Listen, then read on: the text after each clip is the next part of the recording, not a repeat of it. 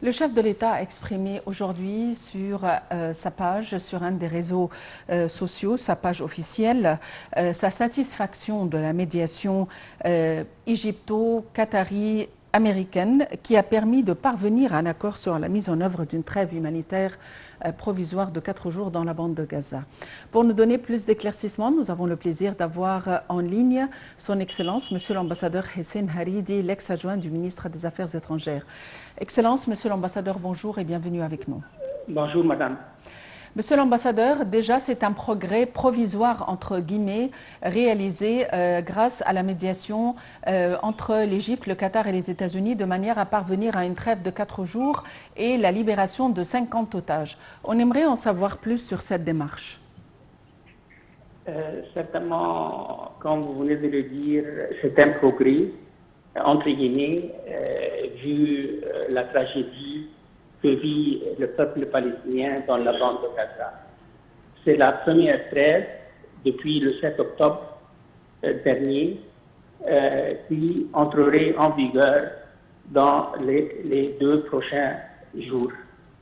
Et certainement, depuis le début de l'agression israélienne contre la bande de Gaza, le Qatar, avec l'Égypte et l'administration américaine, ont déployé leurs efforts, ont exercé leurs efforts pour faire libérer les otages, soit les otages israéliens ou étrangers, auprès des mouvements de résistance palestiniens, tels le Hamas, Al-Jihad al-Islami et d'autres groupuscules palestiniens. Et heureusement, ces contacts, ces médiations entre toutes ces parties ces contacts sont parvenus à cet accord de 5 à 6 pages pour la mise en œuvre de la trêve. Certainement, la libération de ces otages se fera en étapes. Chaque jour, 10 otages seraient libérés contre des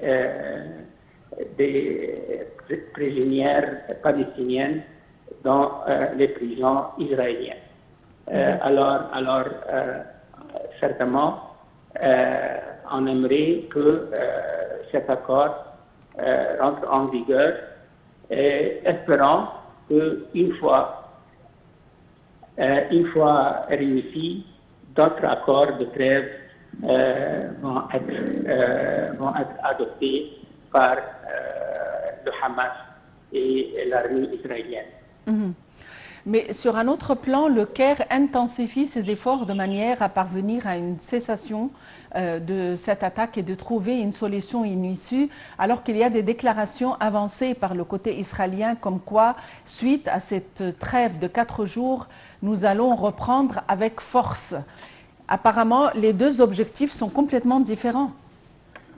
Non, certainement, on espère certainement que cette trêve, une fois en vigueur, va encourager soit le gouvernement israélien, soit les mouvements de résistance palestinienne à parvenir à un accord de cessez le feu immédiat et soutenu, durable.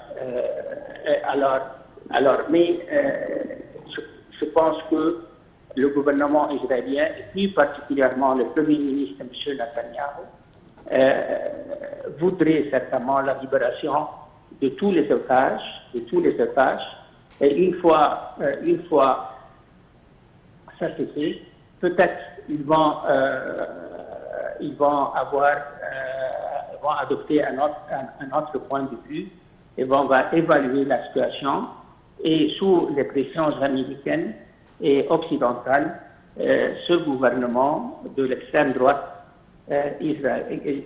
israélienne pourrait prendre la décision d'arrêter les opérations militaires, sa campagne militaire dans la bande de Gaza. L'objectif essentiel des Israéliens et leur tactique, c'est de serrer l'étau sur les Palestiniens de manière à les obliger à quitter le territoire et aller ailleurs, mais en contrepartie, il y a une position ferme avancée par le côté égyptien et les pays arabes. À votre avis, est-ce qu'Israël va continuer ses tactiques en empêchant l'aide humanitaire et en intensifiant les attaques inhumaines de manière à obliger les Palestiniens et embarrasser l'Égypte et les pays arabes d'accepter, de manière à ce qu'ils acceptent en fin de compte? Je pense, madame, que la communauté internationale tout entière est contre le déplacement forcé des Palestiniens, soit de la bande de Gaza, soit de la Cisjordanie. Et l'administration américaine a fait savoir cette position avec force publiquement et dans ses contacts presque quotidiens avec le côté israélien. D'un autre côté, l'accord de trêve prévoit l'acheminement de pas moins de 300 poids lourds qui entreraient la bande de Gaza de point de passage de Rafah chaque jour, y compris le carburant. Ça, c'est une étape importante, un premier pas vers l'arrêt total, espérant l'arrêt total de la campagne militaire israélienne dans la bande de Gaza. Je crois que c'est dans l'intérêt du gouvernement israélien de cesser le feu, car Israël ne peut pas continuer ad infinitum à mener une telle agression contre les Palestiniens due à certainement l'opinion publique internationale et les pressions américaines. Je comprends que le ministre des Affaires étrangères américaines, M. Anthony Blinken, pourrait se rendre en Israël la semaine prochaine et je crois que le message qu'il va porter, c'est de la part de l'administration américaine, c'est d'encourager le gouvernement israélien à cesser cette campagne militaire dans la bande de Gaza. Monsieur l'ambassadeur, le procureur général de la Cour pénale internationale a visité les frontières de Rafah il y a quelques semaines au début de cette offensive et il a dit qu'une enquête était en cours pour déterminer les éléments probables d'un crime de guerre. Et jusqu'à maintenant, aucune réponse. À votre avis, est-ce que c'est parce que les investigations sont toujours en cours ou est-ce que c'était plutôt des déclarations politiques alors que les choses sont tout à fait claires et personne ne réagit? À titre personnel, madame, je pense que l'objectif principal maintenant est d'arrêter l'agression, de mettre fin à l'agression israélienne contre la bande de Gaza. Une fois cette agression cesserait, on peut discuter de cet aspect-là de la situation. Mais ceci dit, ça serait dans le cas où la Cour pénale internationale va se mettre sur ce sujet-là. Je crois que ça sera un processus et je doute si ce processus aura des suites significatives sur le gouvernement israélien.